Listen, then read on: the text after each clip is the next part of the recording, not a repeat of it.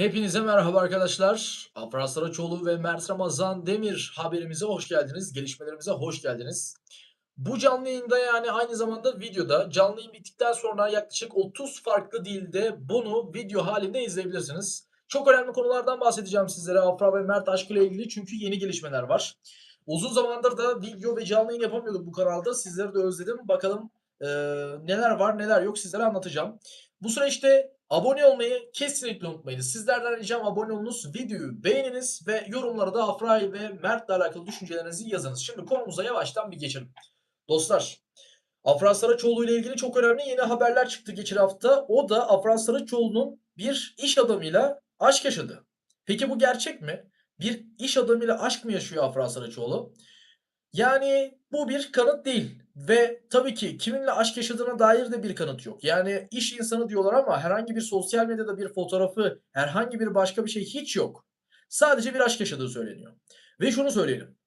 Biz yani herhangi bir kanıt olmadığı için buna inanmıyoruz ki genel olarak zaten söylenenlere göre halen daha magazinci ve habercilerden gelen bilgilere göre Afra Saraçoğlu ve Mert Ramazan Demir aşkı devam ediyor. Yani Afra ve Mert aşkında hiçbir şey yok, kötü bir şey yok. Aralarında da giden kötü bir şey yok. Ama işte sosyal medyaya veya habercilere, magazincilerin ağzına Afra ile ve Mert'le alakalı bir aşk haberi olmadığı için, bu ikilinin aşkları kanıtlanmadığı için Afra ile alakalı veya Mert'le alakalı işte yeni sevgilileri şu, yeni aşkları şu gibi birçok haber yapılıyor. Birçok haber. Çevireceğiz. Evet çevireceğiz. Übersetzen bitte. Çevireceğiz.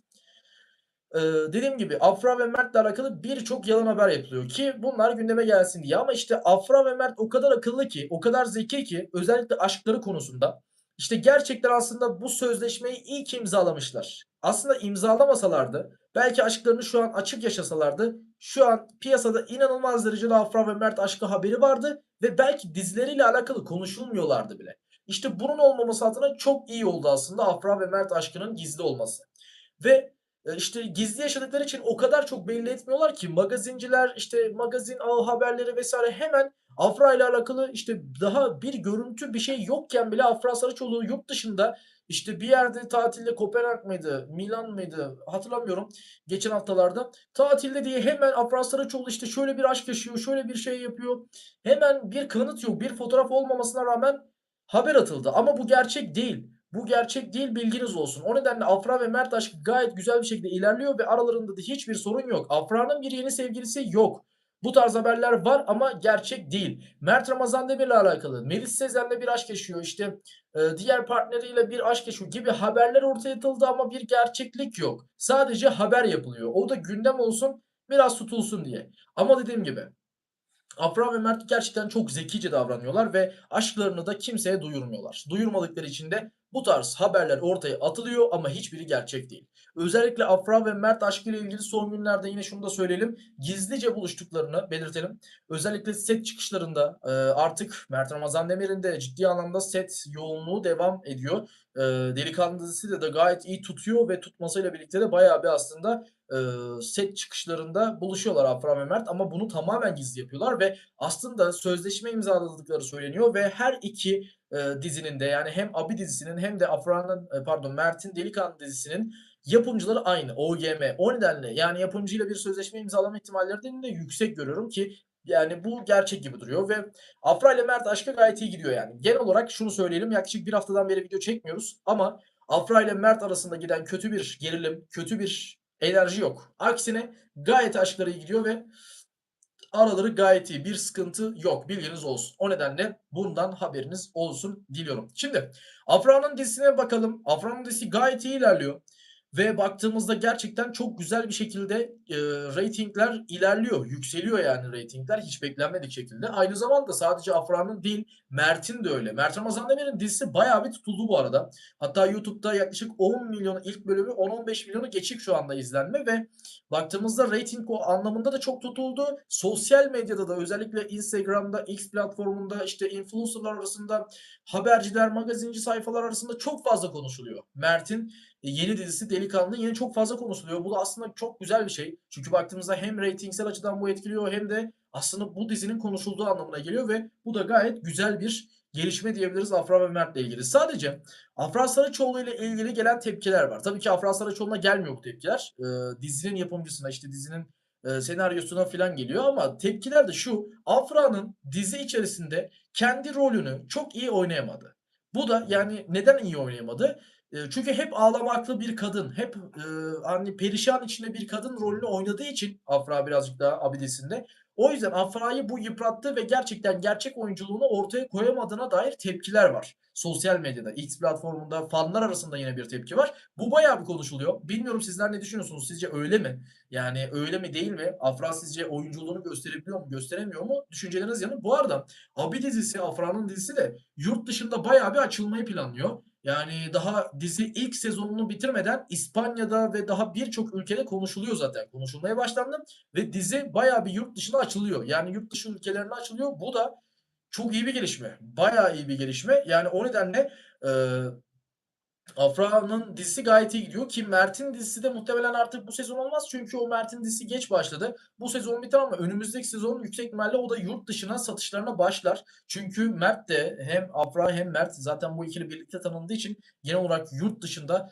birçok ülkede tanınıyor ki Yalı Çapkını sanırım 60'tan ya da 70'ten fazla ülkeye satıldı. Yani bu ülkelerin hepsinde tanınıyor aslında Afra ve Mert ikilisi. Çok önemli bir ikili. Çok önemli bir PR'ları var ve Afra aslında hem reklam anlamında hem de kariyeri yani anlamında, kariyer anlamında çok başarılı bir şekilde devam ediyor Afra Saraçoğlu. Bu süreçte onu tebrik etmek gerekiyor. Erdem Tosun 150 ülke demiş. Vallahi doğrudur. Yani benim bildiğim en az 60-70 ülke, 150 ülke ise yine şaşırmam. Doğrudur. Gerçekten Afra kariyerlerinde çok iyi ilerliyor. Aynı zamanda Mert de o şekilde. Yani aldıkları reklamlar, sponsorlar onları çok ileriye taşıyor ve gerçekten dünyaca ünlü markalarla aslında bir işbirliği yaptıklarını söyleyelim. Hem Afra Saraçoğlu'nun hem de Mert Ramazan Demir'in. Şimdi Afra ile ilgili gelişmelere bakacağım hemen sizlerin karşısında ama aynı zamanda yine Afra ile Mert aşkından da bakarken değerlendirmek istiyorum sizlere. Afra ile Mert aşkında dediğim gibi herhangi bir sıkıntı, bir sorun yok.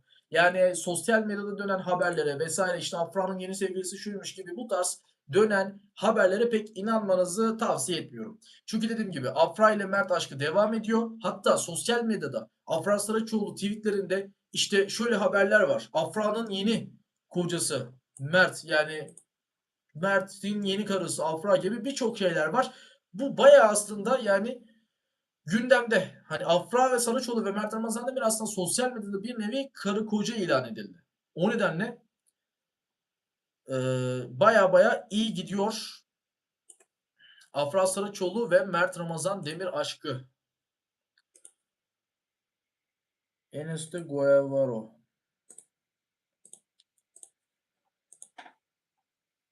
O nedenle Afra ile Mert aşkı gayet iyi gidiyor. Herhangi bir sıkıntı yok aralarında.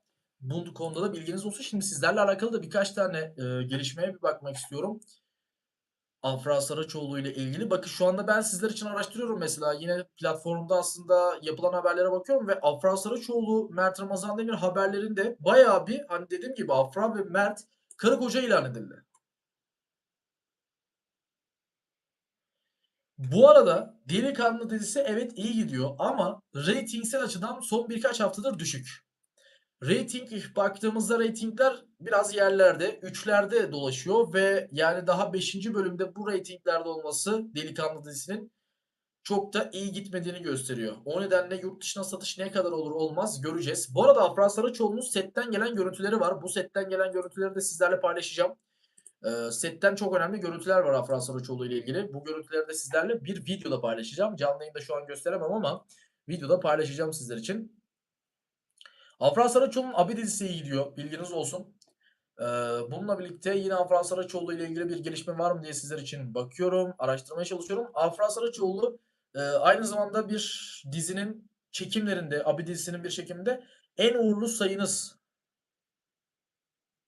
en uğurlu sayınız, konusuna da yine cevap verdi Afra Saraçoğlu. Bu görüntüleri sizlerle paylaşacağız. Afra Saraçoğlu ise doğum gününü belirtti. Yani doğum tarihini en uğurlu sayısı olduğunu söyledi Afra Saraçoğlu ve aslında burada da yine önemli bir, aslında nasıl diyelim, bilgi vermiş oldu kendisi hakkında Afra Saraçoğlu. Ama Afra Saraçoğlu özellikle güzelliğiyle, çok fazla önde. Yani saf güzelliğiyle özellikle gerçekten çok fazla önde, Abi dizisiyle alakalı. Abidisinin hatta set çekiminde bir fotoğrafı var. Bu inanılmaz derecede beğenildi. Hani baya, hani, böyle gündeme oturdu diyebiliriz. Afra Saraçoğlu ile alakalı şöyle de bir haber var. Gel Konuşalım programıyla alakalı. Son dönemin başarılı ve güzel isimlerinden Afra Saraçoğlu çıktığı aşk tatilinden dönüş yaptı. Şimdi sıkıntı şurada. Aşk tatilinden dönüş yaptı açıklamaları var ama böyle bir kanıt yok. Özellikle Mert Ramazan Demir'le alakalı güzel bir ilişki yaşadığını sizlere söylemiştik ama böyle bir kanıt yok dostlar. Yani Afra Saraçoğlu, Poyraz Yosmaoğlu'yla aşkını inkar etmediği gibi bir açıklama var ama yani şu an için bunlar gerçek olmadığını, herhangi bir kanıt olmadığını söyleyelim. Söylentilere göre hâlen daha magazinci ve habercilerin söylentilerine göre Afra ve Mert aşklarına devam ediyor. Yapılan haberler bu yönde. Bilmiyorum sizler ne düşünüyorsunuz? Yayınımızın sonuna geldik. Umarım güzel bir yayın olmuştur ama sizler için Afra ve Mert aşkını daha da araştıracağım. Daha da derinlere ineceğim. En doğru bilgileri sizler için almaya çalışacağım. Ve bilgileri aldıkça sizlere aktaracağım. Merak etmeyin, çok güzel haberler, çok güzel yeni gelişmelerle karşınızda olacağım. Yani çok güzel haberlerimiz var. Çok güzel haberlerimiz var. Sizlere bu güzel haberleri anlatacağım. Sizlerden ricam abone olmayı, videoyu beğenmeyi, düşüncelerinizi Afra ve Mert'le alakalı düşüncelerinizi yoruma yazmayı unutmayınız ve yeni yayınlarımızda, videolarımızda görüşmek üzere. Sizleri çok seviyorum. Kesinlikle kaçırmayınız. Bundan sonra her gün video ve yayın olacak. Bilginiz olsun. Kaçırmayınız, abone olunuz. Hepinize iyi akşamlar diliyorum. Görüşmek üzere.